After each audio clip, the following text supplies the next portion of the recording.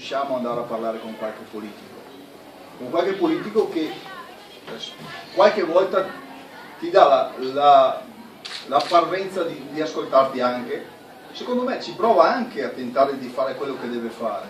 Il problema è che la maggioranza dei politici non sanno cos'è l'agricoltura e non sapendo cos'è l'agricoltura, anche tentando di fare quello che gli chiedi, non riescono a farlo.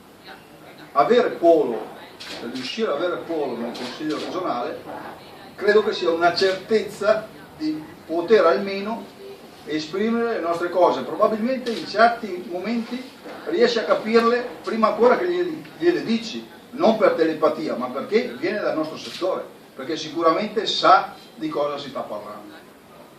E oltre a questo credo che Polo non è solo di agricoltura, su tante altre cose avrebbe da insegnare a tanti dei nostri consiglieri regionali. Solo su questo. Grazie. Volevo fare